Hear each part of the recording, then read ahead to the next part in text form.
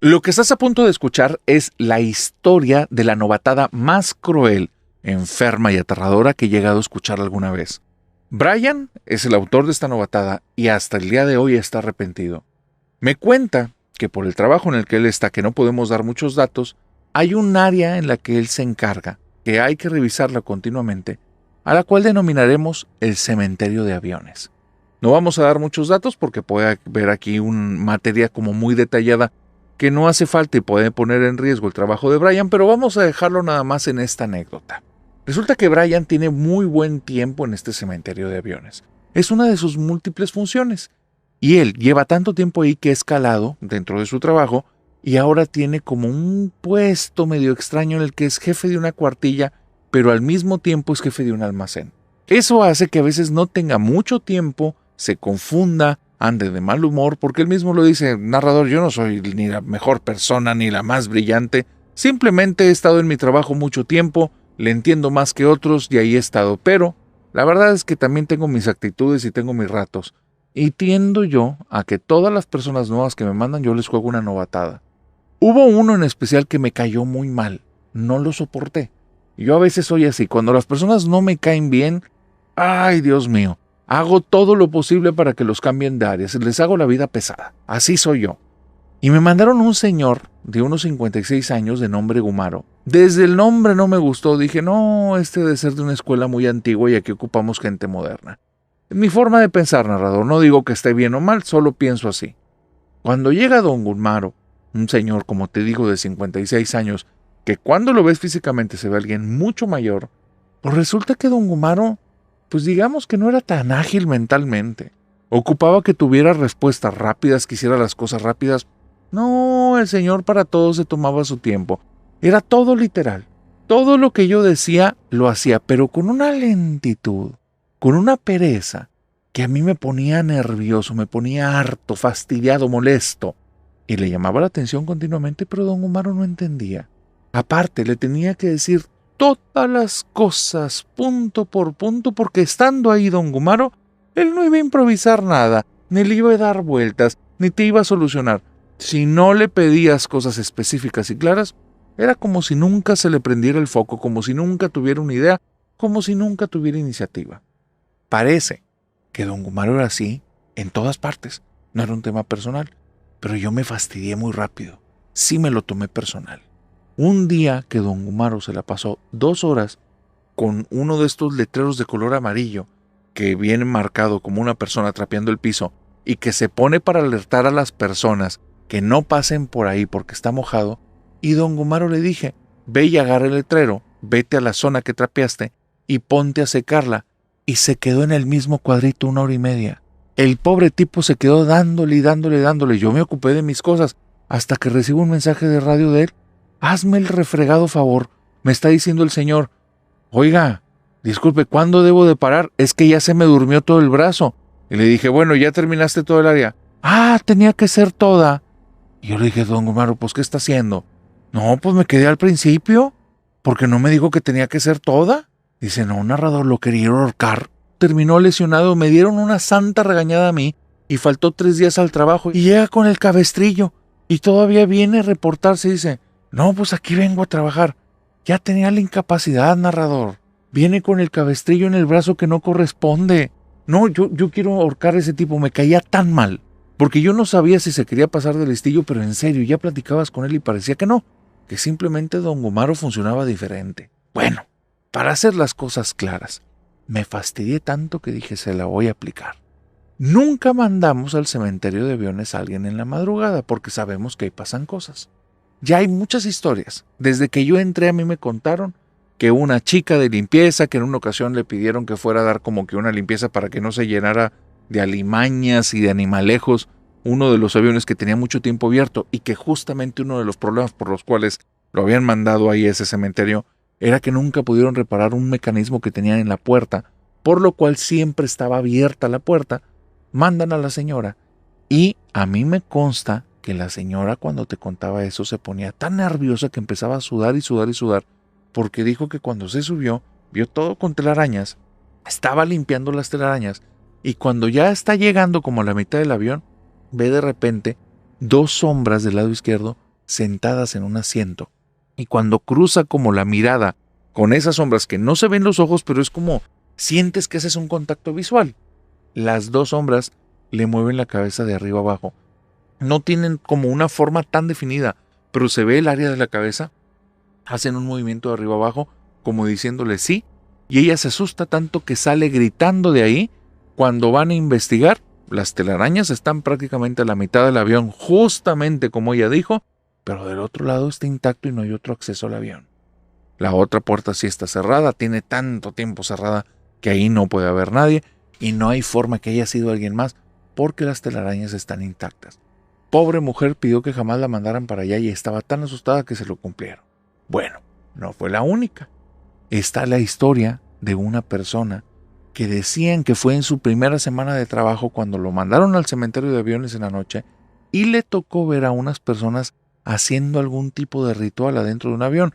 Justo también nos mandan por eso, porque digamos que el cementerio está medio oculto, no es algo que quede tan a la vista, pero cuando se corre a voces dónde está la ubicación, empiezan a llegar oleadas de personas porque quieren las piezas, personas que quieren quedarse a dormir en el avión, o en este caso, gente extraña que está buscando hacer rituales extraños. Este tipo lo empezaron a perseguir por el campo porque los vio, venían con capuchas descubiertas y el tipo estaba dando un reporte que por favor le mandaran a seguridad y lo vieron por las cámaras cómo venía corriendo y detrás de él 3 sujetos todos vestidos de negro con capucha alta. En ese lugar en la noche pasan cosas raras, sobrenaturales y naturales también, pero nunca son buenas. A don Gumaro le iba a dar su novatada, lo iba a mandar por allá y a las 12 de la noche, y la fui preparando. Y te lo digo así porque así fue. Fui pidiendo que me lo fueran mandando al turno nocturno, que lo ocupaba en la madrugada trabajando allá. Te vuelvo a decir, tengo el almacén, tengo el cementerio. Así es que con la excusa del almacén, ahí lo traigo, ahí lo traigo, ahí lo traigo. Y poco a poco me voy poniendo más intransigente con él. Y don Gumaro acata las órdenes, todas las hace mal, y eso hace que me harte más y que vaya pensando cada vez más en esta forma en la que me voy a vengar y voy a hacer que se vaya de ahí de mi área. Y entonces, ya cuando se cumple una semana, narrador, que me está trabajando en el turno nocturno y que me ha pedido en 2 ocasiones que por favor lo mande al día porque quiere pasar tiempo con su esposa, dije, no vas a querer irte al día, te vas a querer ir de la empresa, hijo de la fregada. Después de que te aplique esta, ya no vas a volver. Y bueno, a las 12 de la noche, sin saber a qué lo estaba mandando, narrador, simplemente le dijimos, órale, Gumaro, lánzate por favor a dar un rondín, a dar un punto de vigilancia ahí en la zona del cementerio de aviones. Y ocurre algo. Cuando don Gumaro está yendo para allá, que es una noche en la que hacía algo de frío, había un poquito de bruma porque había bastante humedad en el ambiente, don Gumaro va cubierto con una chamarra, con una gabardina, va aparte con su linterna y lo vamos monitoreando con todas las cámaras de visión nocturna. Y pues ahí se ve don Gumaro. El otro monitor que está conmigo me dice, oye, eres un canijo, tú sabes que a nadie mandamos al cementerio en la noche, lo van a asustar y don Gumaro ya está grande, no vaya a ser que se nos infarte. Yo le digo, no pasa nada, vamos a dejarlo un rato ahí que se enfríe y mínimo con eso va a llegar con gripa y ya no va a querer trabajar. Y mira, ya me ha faltado varias veces, con eso tengo para que lo demos de baja y listo, que se vaya. Pero pues si ya le dan el susto, él mismo nos va a dar la baja, vas a ver. Y mi compañero me dijo que era un canijo, que no debía de hacer eso, yo no le hice caso y sí me arrepiento, narrador. Cuando estamos monitoreando las cámaras, de repente hay un sensor que se empieza a activar, creemos que es el de Gumaro, nos damos cuenta que no, que es como unas 5 o 6 cámaras más adelante y donde vemos, al final en una zona de este cementerio de aviones, hay un maizal. No es un maizal que le metamos mano ni que se utilice, simplemente fue creciendo y no, digamos que no lo cortamos y hasta nos sirve para ocultar el área que se vea como un lugar ahí, en medio de la nada. Bueno, justo en el inicio del maizal hay una chica que está de pie viendo para acá, pero no se le ven las piernas. Y lo estoy viendo yo y entonces volteo con el otro tipo del monitor y nada más me dice, no seas gacho, no lo dejes que vaya para allá. Dice, pero en serio, yo ya estaba fastidiado de Gumaro, ya estaba harto y dije, esta es la buena. A ver si no le pasa nada. Y le digo, Gumaro, más rápido. ¿Ya? Necesitamos que le des el rondín. Vas un paso muy lento. Y dice, perdóname, es que hace mucho frío. y sigue caminando bien rápido y me dice, ¿a dónde voy? ¿Por dónde empiezo? Le digo, ve y párate enfrente del maizal. Si quieres, quédate ahí un rato, échanos la luz y nosotros desde la cámara vemos si hay algo por ahí. Y yo dije, se va a topar a la mujer de frente, donde esté llegando el maizal, se va a regresar corriendo.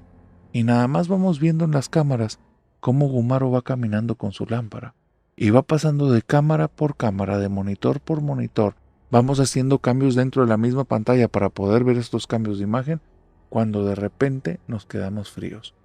Don Gumaro va caminando derechito hacia esta mujer, le está aluzando con la luz, y entonces se para en las faldas del maizal y está a 1.5 metros de esta persona, aluzándole de frente, y no nos dice nada. Y nada más, como 10 minutos después, porque este tipo no le llega agua al tinaco, nos manda un mensaje y nos dice por el walkie-talkie, por el radio, ¿cuánto tiempo me tengo que quedar aquí? No hay nadie. Y nosotros nos quedamos viendo. ¿Nos estará cuenteando este güey? Pues está ahí enfrente esta cosa. Y entonces le decimos, Gumaro, todavía estás muy lejos, da unos 3 pasitos para adelante. Narrador, estamos viéndolo en el monitor. 3 pasos, está de frente a esta cosa, de frente, y tiene la linterna así pegada, y donde justamente la linterna debió haber como metido en la panza de esa mujer que estábamos viendo, don Gumaro nos manda un mensaje, oigan, ya me dio mucho frío, se me congeló la mano. Donde nos dice eso, nos dio ya hasta vergüenza y le decimos, si quieres ya regrésate, Gumaro. El problema, narrador, es que se da media vuelta y vemos que Gumaro apaga la linterna porque se va abrazando él solo y se va metiendo golpes en la mano derecha donde traía la linterna, y entonces en las cámaras de repente ya no está la mujer y viene caminando detrás de Gumaro. Le empezamos a decir a Gumaro que sabes qué, que lo estábamos viendo con un problema que tal vez le iba a dar hipotermia y algo así, que ya se fuera a la zona de uniformes, que se cambiara y se fuera a su casa. No queríamos que se nos acercara, la traía pegada, narrador. Pues se va a su casa, no nos cuenta nada, nos falta 3 días al trabajo, dije, no, de aquí soy. Ya le dimos la baja y como al mes se reporta para ver si le damos oportunidad de regresar. Y es que nos dice, no, discúlpenme, es que después de ese día, pues anduve enfermo y en la casa andaba bien mal. Y después nos decían que había una señora caminando dentro de la casa. Y después mi esposa andaba toda asustada y yo le decía, ay mujer, déjame recuperar. Y ya, al final mi mujer se tuvo que acostumbrar, le dije, pues ni modo que me cambie de casa. Y pues me dijo, pues está bueno. Y entonces ya nos acostumbramos y les quería volver a pedir trabajo. Narrador, sí me había arrepentido de lo que le hice, pero jamás lo iba a volver a contratar a don Gumaro. Le dije que no, que lamentablemente había hecho una falta muy grande en la empresa, ya no lo podíamos contratar, pero que si quería le podíamos dar una carta de recomendación, y nunca me volvió a hablar. Pero ¿sabes qué? Tengo más historias de ese cementerio, y otro día te las voy a contar.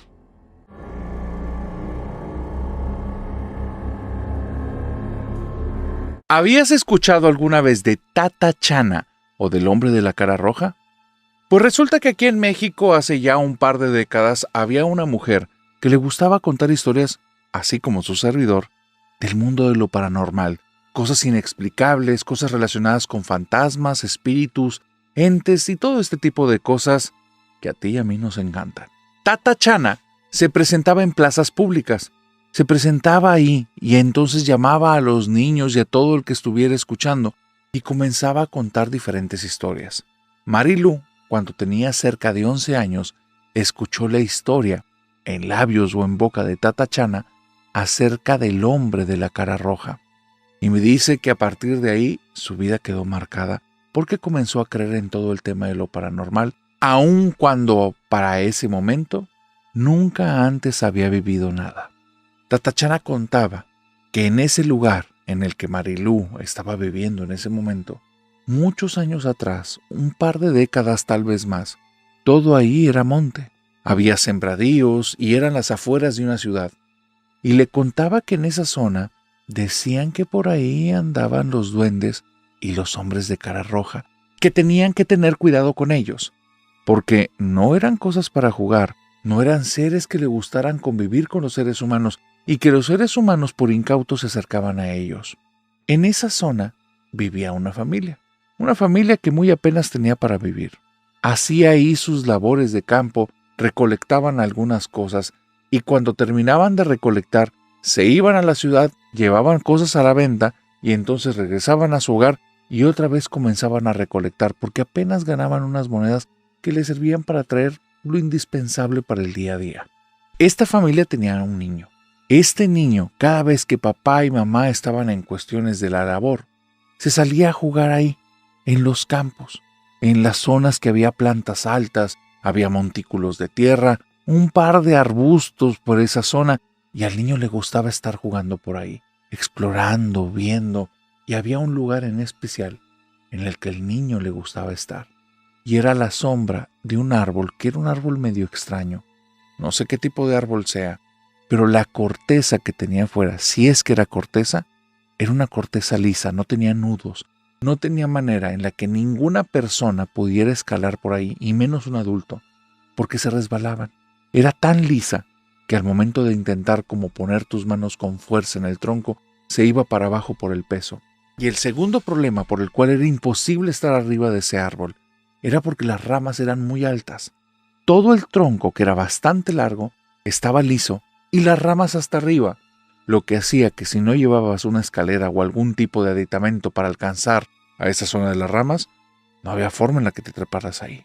Bueno, este niño iba y se sentaba a la sombra de ese árbol y al final estaba jugando todo el día. Papá y mamá le hablaban todo el tiempo acerca de que tenía que ser obediente, no había que desobedecer y nunca jamás jugara ni con los duendes ni con los hombres de cara roja.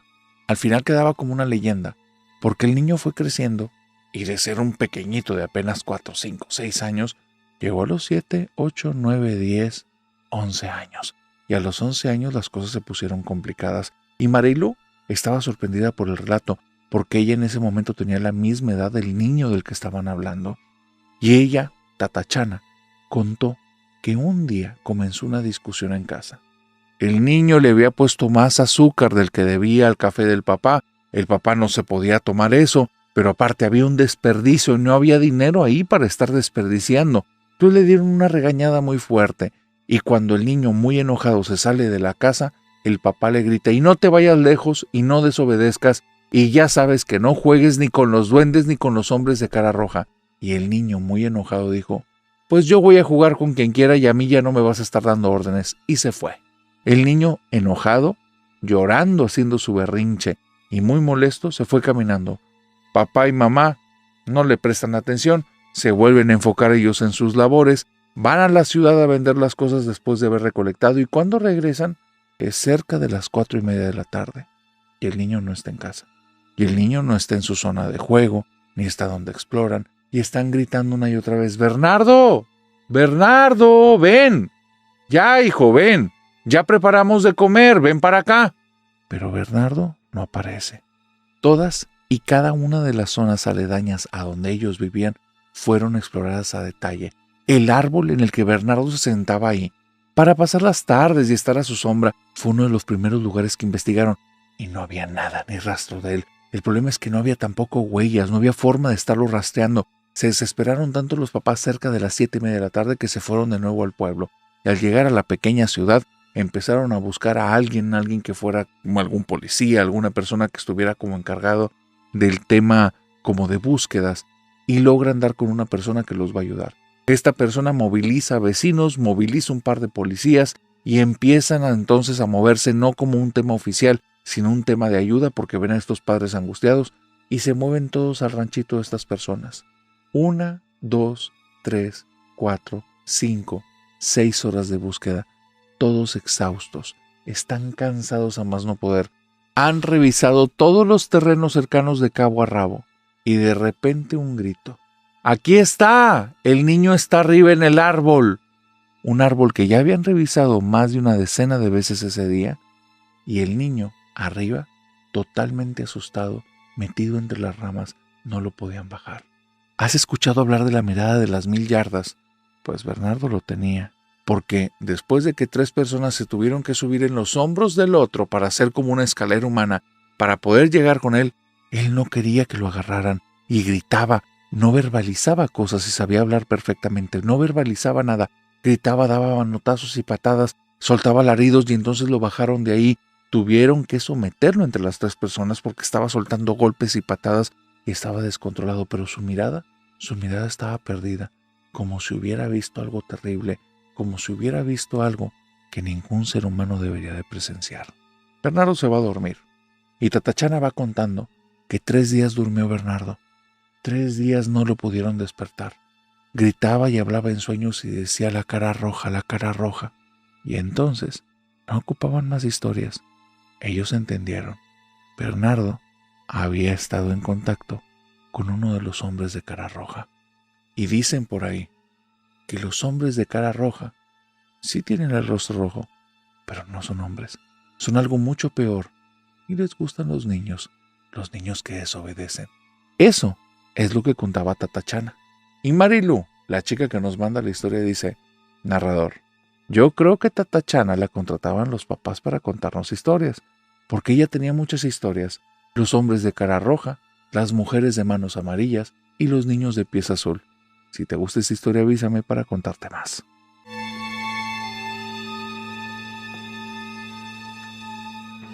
Mayra ha vivido cosas extrañas, cosas que probablemente muchos de ustedes también o han escuchado o han experimentado, pero hay algo que vivió la familia de Mayra que definitivamente nunca lo había escuchado y de aquí te vas a enterar. Resulta que Mayra es súper fan del canal y me dice: narrador, yo sigo el canal porque me identifiqué con un par de historias, pero hubo un momento en el que comenzaste a contar ciertas historias de cierta entidad que hicieron que me enojara, porque tú lo planteabas como algo malo y para mí nunca ha sido algo malo, pero déjame te cuento. Yo había vivido cosas raras en la vida. En una ocasión me pasó que tenía un novio súper celoso. Era un novio que por todo siempre me estaba haciendo como reclamos y estábamos pasando malos ratos. Yo tenía mi celular y tenía una conversación de WhatsApp con compañeros de la escuela porque estábamos viendo acerca de un trabajo y eran finales, así es que eran cosas que me llevaban mucho tiempo. Una cosa llevó a la otra. Yo dedicándole mucho tiempo al celular para la cuestión del trabajo, él con sus celos que no los podía controlar, y de repente en esos momentos, en esos días, fue un reclamo de ¿con quién estás hablando? ¿Con quién más estás platicando? A ver, ¿con quién estás saliendo? A mí ya no me vas a estar viendo la cara de tonto. Oye, y empezó a escalar la situación al punto que terminamos en gritos y en zarandeos. Yo no lo tomé bien, él definitivamente tampoco, y donde estuvo a punto de ponerme la mano encima, me fui. Narrador, a medio camino rumbo a mi casa, porque me fui caminando, me doy cuenta que no traigo el celular. Regreso, él está ahí todo energúmeno, todo loco, molesto, gritando, y yo nada más le estoy diciendo: solo vengo por mi celular, pero él me está diciendo una y otra vez: aquí ni lo traías, lo cual era una estupidez, porque pues todo el problema había sido porque yo había estado platicando. Oye, pues total que este ex no me quiso regresar el celular, me voy de ahí muy enojada, y un día sueño algo bien extraño. Sueño que estoy ahí, adentro de la casa de él, pero no estoy como en mi cuerpo físico, solo puedo ver las cosas, y me estoy moviendo por la casa y tengo la oportunidad de ver lo que está ahí. Veo adentro de los cajones, debajo de la cama, y entonces en el cajón que está en una cajonera al lado de su cama, veo adentro y está ahí el celular. Y dije: de aquí soy. Voy un día que sé que él no está en la casa, me abre su mamá, la saludo, me está pidiendo disculpas por él, que ella sabe que él tiene muy mal carácter. Yo le digo: sí, señora, no se preocupe, nos vamos a reconciliar. Puras mentiras, narrador. Le dije que si me da oportunidad de entrar al cuarto porque había dejado algo ahí, ella me da permiso. La mamá de él era una muy buena persona y estaba como que muy avergonzada por los comportamientos de su hijo, del que ahora es mi ex. Me voy directo al cuarto, abro el cajón que vi en el sueño y ahí está mi celular tal cual lo vi. Lo saco y me voy. Yo he vivido cosas raras, te digo, entonces sé que estas cosas pasan. En un tiempo trabajé en una constructora y me tocó una guardia nocturna donde teníamos que llevar como que una revisión de materiales, ya ni me acuerdo. Pero cuando estaba ahí, les pedí un espacio porque no había nada que hacer y los siguientes materiales que íbamos a recibir iban a ser casi 4 horas después. Les pedí que me dieran oportunidad y yo me fui a dormir como a una caseta que teníamos de vigilancia. Les dije que si se ocupaba algo me despertaran. El equipo estaba de acuerdo. Digamos que nos hacíamos rondines para echarnos la mano, o sea, cada quien un turno. Voy, me quedo súper dormida, pero súper dormida, y de repente cuando abro los ojos, todavía no hay luz del sol, veo a lo lejos las personas trabajando, yo estoy somnolienta y escucho al lado mío a una niña que se está riendo. Me pone la piel de gallina, narrador. Son menos de las 6 de la mañana, a las 4 o 3 de la mañana. ¿Qué demonios va a estar haciendo una niña ahí en una construcción? Aparte, cómo se metió, el lugar estaba bardeado, estaba cercado. Entonces, volteo, o más bien lo intento, y me doy cuenta que no puedo mover el cuerpo, solo puedo mover los ojos, y veo que al lado mío sí está como la mano de una niña, pero la mano está tan blanca que yo sé que esa cosa ya no está viva. Me empieza a dar mucho miedo, intento cerrar los ojos, pero no puedo, los párpados los tengo duros. El lugar en el que estoy se empieza a sentir mucho frío, hasta que alguien abre la puerta y suena la carcajada de una niña. Esta persona se asusta, pega un grito, y gracias a ese grito, como que me logro despabilar, me levanto y salgo de ahí caminando. Los dos, mira, nos vimos con una cara de miedo que entendimos que mejor ni hablar del tema. Ya no volví a saber de esa niña, no escuché que nadie más viviera eso, pero te vuelvo a decir, he vivido cosas raras. Pero hay algo, narrador. Como te digo, hay algo que me pasó con tu canal, que cuando lo escuché me enojé. Y no fue hace mucho tiempo porque yo apenas te conocí por las fogatas, pero empecé a hacer el maratón, empecé a verte desde los primeros episodios. Y no recuerdo qué número de episodio es, pero era de esos cuando tú no aparecías, que sale un chavo que buscaba tesoros con su papá y cuenta una historia acerca de un tesoro que estaba enterrado y que según esto los estaba persiguiendo el charro negro, que les quería hacer daño. Y cuando escuché eso, narrador, no tienes idea del nivel de coraje que me dio. El problema es que no te mandé ningún mensaje.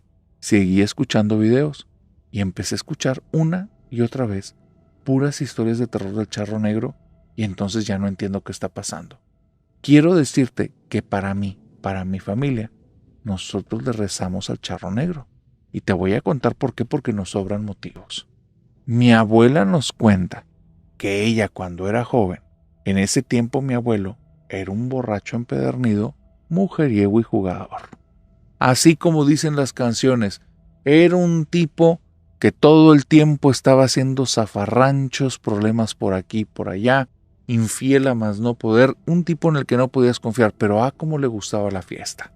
Mi abuela ya tenía 3 huercos, y entonces el abuelo la dejaba sola para irse de parranda, y cuando regresaba y la abuela le reclamaba algo, la agarraba a golpes, narrador, como te lo digo. Sí, sin ponerle más trapujos, la agarraba a golpes y la sacaba arrastrando de la casa estirando por el cabello. Una situación horrible. Para que sepas, yo nunca conocí a mi abuelo. Nunca. Y dice mi abuela que en una ocasión él vino tan tomado y llegó tan agresivo y ella estaba tan enojada que las cosas se pusieron muy mal de manera muy rápida. Este tipo la golpea 2 veces, dice ella, que casi pierde la conciencia, la está sacando a rastras del lugar. Ella es ahí cuando toma la conciencia por la cantidad de dolor que tiene en la cabeza. Entonces empieza a gritar auxilio, empieza a pedir ayuda y ve que sí hay personas ahí, pero las personas, unas se santiguan y otras le voltean la cara. ¿Por qué? Pues porque algo ha de haber hecho la señora. Dice que ella se enojó tanto, pero se molestó tanto, que dijo, aunque sea el mismo diablo, pero que me ayude. Y que se empezó a escuchar a los segundos un jinete. El abuelo la dejó de arrastrar. Ella probablemente dice que ese iba a ser su último día, porque el abuelo estaba tan enojado que parece que le iba a empezar a golpear hasta que se cansara y ella ya no le iba a contar. Pero el jinete viene llegando, el abuelo se queda congelado, la suelta y de repente al lado del abuelo se para un caballo negro con un charro todo vestido de negro. El tipo que está ahí no se le ve la cara, no se le ven las manos. Mi abuela también está muy golpeada y está en el piso. Y nada más se le acerca a mi abuelo y le metió una santa friega.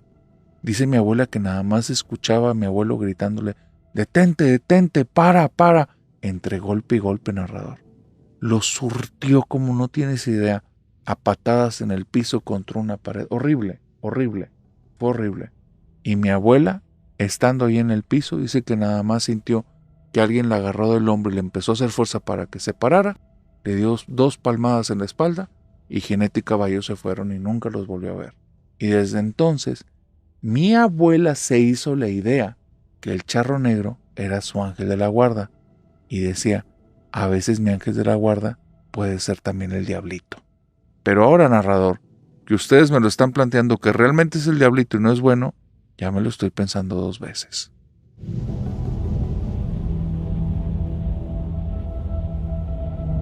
¿Has escuchado la historia del fantasma hacendoso? Cuando teníamos los duelos de historias, vino y nos acompañó Luis Martínez. Luis Martínez nos contó una historia de un fantasma hacendoso. Desde ese entonces al día de hoy no había vuelto a escuchar ese nombre o ese título que le podían dar a un tipo de entidad, hasta que ahora Juan nos mandó esta historia. Juan Federico, vamos a llamarlo Juan, es un fan del canal y nos manda una historia que está de locos. Él cuenta que su abuelo era una persona como de un talante, una forma de ser muy concreta.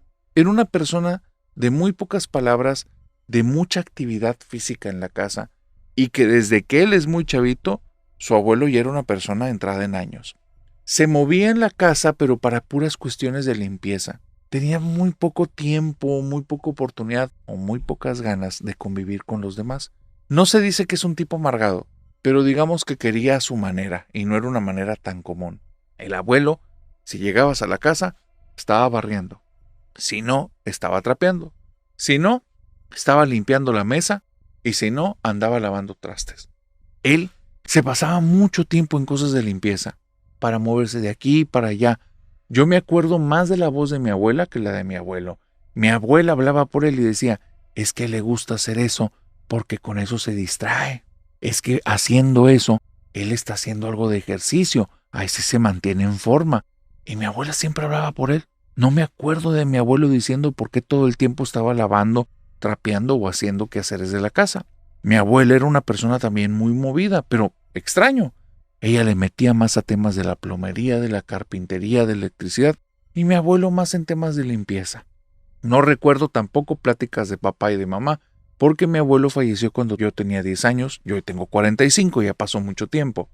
Pero hubo una situación que ocurrió justo después de que falleció que fue muy extraño. Un día, no sé si un mes o 2 meses después del fallecimiento de mi abuelo, estamos todos en la casa del abuelo. Ahí todavía está mi abuelita todavía no se repone. Vuelvo a decir, aunque mi abuelo era una persona como muy silenciosa, de pocas palabras, realmente quería a su manera. Y mi abuela se sentía muy amada por él. Cuando estábamos todos ese día, nos quedamos hasta tarde trayendo como anécdotas del abuelo. Y era muy chistoso, narrador, porque eran puras anécdotas relacionadas con cosas que tuvieran que ver con limpieza.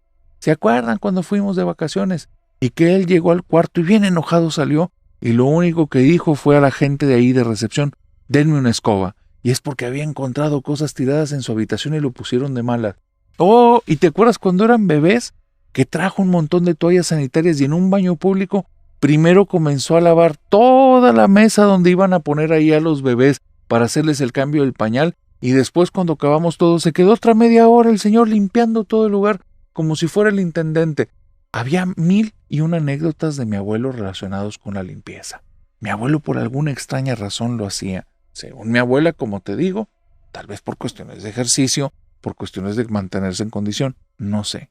Pero me hizo mucho ruido algo que dijiste en esos primeros episodios. Tú en los primeros episodios del canal mencionaste que tenías una teoría acerca de las personalidades, que cuando las personas tienen como que un apego a lo material muy fuerte, a veces no descansan. Y el espíritu o el alma quiere seguir haciendo eso que hacían en vida. Bueno, ahí te va lo que nos pasó. 1 mes o 2 meses después de que mi abuelo había fallecido, estamos en la casa de mi abuela, que ahora está mi abuelita ahí, y entonces estando ahí nos quedamos a dormir porque nos dio hasta noche hablando estas anécdotas que te conté. Bueno, narrador, no sé si eran las 12 de la noche pasaditas, yo ya me había ido a dormir, cuando me despierta el sonido de trastes en la planta baja. Pero aquí hay una situación bien particular. El sonido de los trastes no ocupé escucharlo ni siquiera 10 segundos. Era un ritmo muy específico, un tipo de lavado, de pulido de platito, porque lo secaba mi abuelo siempre con una toalla, que sonaba un rechinido y después de eso, ¡pa!, donde agarraba el plato y lo ponía en un lugar. Si era el segundo, tercero o cuarto plato, ibas a escuchar un pa, porque él lo golpeaba y lo acomodaba. Y agarraba el siguiente plato y otra vez lo agarraba, pa, tic, tic, tic, y lo dejaba ahí. Ese tic, tic, tic era que acomodaba y pegaba con los platos de los lados, narrador. Y mi abuelo empezaba siempre de los extremos hacia el centro. Entonces, llegaba un momento en el que todo era un ruidazo. Bueno, 30 minutos escuchando eso. ¿Sabes qué era lo raro? Nadie lava los platos como él.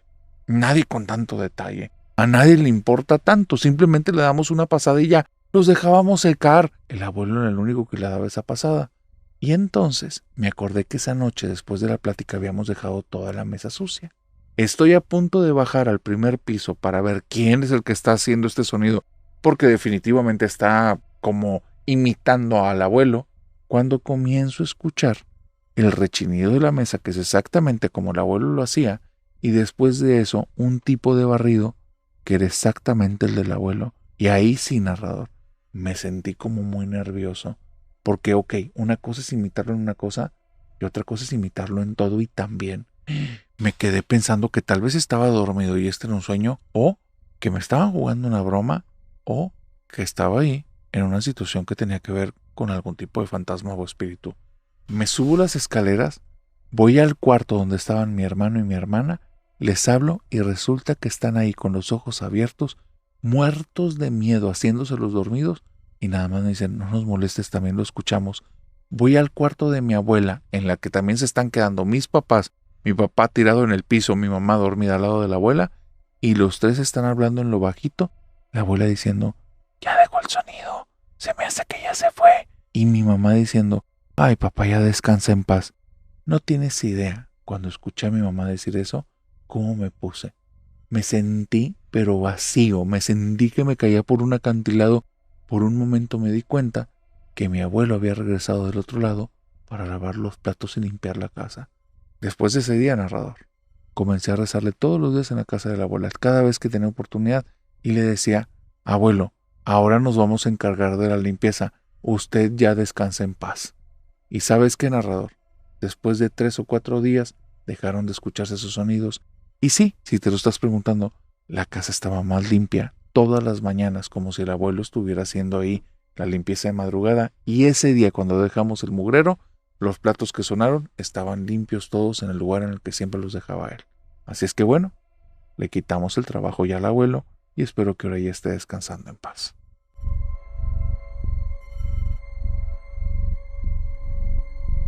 Si estás a punto de dormir y quieres descansar, no te recomiendo que escuches esta historia.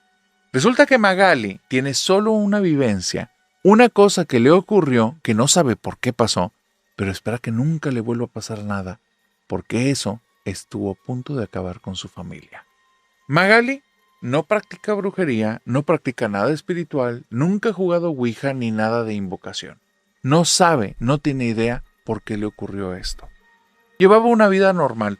Su vida era una de las vidas más tranquilas que te puedas imaginar. Ella estudió para dentista y nunca terminó como de ejercer.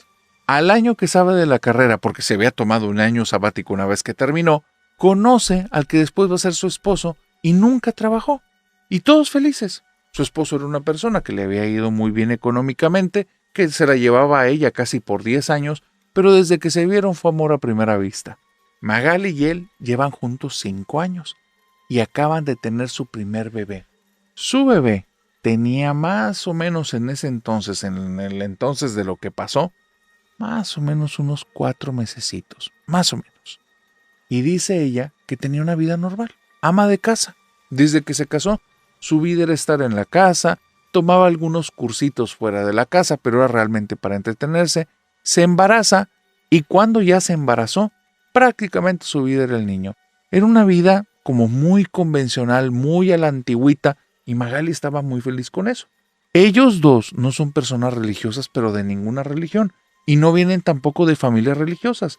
No es un tema importante, por eso no entiende qué carajos pasó, por ningún lado le encuentra. O tal vez es justamente eso lo que provocó lo que está viviendo. No sé, al final me dices lo que opinas, pero ahí te va. Ella se va a dormir y está acostada en su cama. Un día normal, de una semana normal, de un mes normal, de un año normal. Cuando ella está acostada en la cama, que su rutina es, voy con el bebé, lo arropo muy bien, lo dejo en su cuna, que es una cuna muy alta, me voy a mi habitación y me duermo. El bebé ya se ha acostumbrado a dormir toda la noche para este punto. Muy tranquilito puede ser, o puede ser que haya muy buena sinergia con Magali, pero el punto es que ella se va a dormir y hasta que se levanta ya cerca de las 5:30, 6 de la mañana, el bebé se despierta al poco tiempo. En esta ocasión está dormida y está soñando y se da cuenta que es un sueño, porque se da cuenta que está ahí en un lugar que todo es oscuro, todo es negro, no hay nada. Y comienza a escuchar el llanto de su bebé. Llega instantáneamente la angustia y siente que el bebé la necesita. Si es que comienza a moverse, pero todo es oscuro, no hay nada, no hay a dónde ir. No hay arriba, no hay abajo, no hay izquierda, no hay derecha, no hay nada. Y entonces en medio de la nada hay un brillo rojo y de un momento a otro hay una mujer. La mujer no se sabe, ella no distingue si lo que tiene es pintura de color rojo o su piel es de color rojo o está lastimada, y espero que me puedas entender. O sea, trae líquido vital rojo sobre ella. Algo así está. Esta mujer no le da ninguna confianza, al contrario, desde el momento en el que la ve en ese sueño, en su mente surge la palabra que es casi un grito, bruja. Y cuando ella piensa en la palabra bruja, empieza a intentar alejarse de ella, pero el llanto del bebé se acentúa. Y entonces, intentando girar, te vuelvo a decir, no tiene un cuerpo físico, no voltea y ve su cuerpo, pero puede girar como ese campo de visión, todo es oscuro. El único punto que logra ver es la mujer, y ahora cuando logra girar, ahora vuelve a ver a la mujer, pero en un lugar que ahora sí, ya no todo es oscuridad. Y el lugar lo reconoce al instante. Es la habitación del bebé. Y el bebé está llorando y la mujer al lado de la cuna. Esta mujer se agacha, mete las manos en la cuna y levanta al bebé. Magali está que no puede con eso, quiere gritar pero no tiene boca. Sus pensamientos sí están ahí, y con todo lo que ella puede está de alguna manera diciendo que por favor alguien ayude a su bebé, que esa mujer no lo toque, y le empieza a decir, bruja, demonio, monstruo, aléjate de mi bebé, aléjate. Y entonces, esa cosa que está ahí, esa cosa que parece mujer, que está toda pintada de rojo, levanta al niño y se lo lleva caminando. Sale de la habitación, Magali de alguna manera logra salir detrás de ella, y entonces llega al pasillo, y justo a mitad del pasillo hay un cuadro que su esposo en algún momento de su vida pintó. Y cuando está justo en ese cuadro, la mujer voltea a ver a Magali y le sonríe, y Magali le dice, vuelvo a decirte, no con su boca, tal vez con sus pensamientos, pero le dice con un grito, nadie te dio permiso de estar aquí, vete. Y cuando dice eso, la mujer se le queda viendo, y de tener como un rostro sonriente, medio malévolo y macabro, ahora la ve con odio. Comienza a gruñir, toma al bebé en sus brazos, lo pone en el piso y la ve con una cara como de asco. La mujer se voltea y se va caminando. La escena que Magali tiene es clara, el bebé prácticamente abajo del cuadro que pintó su esposo. Entonces Magali abre los ojos en el mundo real, se da cuenta que está agitada, está toda sudorosa y tiene mucho miedo. Tiene miedo no por ella, por el bebé. Se levanta de la cama de un brinco, el esposo estaba dormido, en algún punto de la madrugada llegó y se acostó. Ella con el brinco lo despierta, él le dice, mujer, ¿qué pasa? Ella sale corriendo de la habitación y justo en medio del pasillo, la escena que hace que esté aterrada. Ahí, debajo del cuadro del esposo, está el bebé arropado, tiradito. Nadie lo sacó. Las ventanas y puertas están cerradas, eso se van a dar cuenta el día siguiente. Pero cuando llega, se agacha y lo levanta, el cuerpo entero le tiembla porque hay una sensación, hay algo dentro de la casa y no es un ser humano. Cuando levanta al niño y se lo lleva al cuerpo, entonces suena en la habitación del niño, que está prácticamente al lado de ella, un rebuzne de un burro, pero es algo atronador, horrible. Ella cuando lo escucha toda la piel se le eriza, aprieta al niño con muchas fuerzas y con los ojos cerrados se voltea, se va caminando a su habitación y cierra la puerta. Cuando está ahí con su esposo, el esposo nada más lo abraza y le dice, vamos a bautizar al niño. No son religiosos, pero sí habían escuchado muchas historias de brujas. Y ahora Magali me dice, narrador, si lo llevamos a bautizar, fue todo un tema porque nosotros no creemos en eso, pero después de eso, nunca me volvió a pasar nada. No sé si por bautizarlo nos dejaron de molestar o por lo que le dije esa cosa, pero esa cosa que vi en mis sueños parece que sí era real. Y ahora yo te pregunto, ¿qué crees que fue eso con lo que se topó Magali en sus sueños? Déjamelo aquí en los comentarios.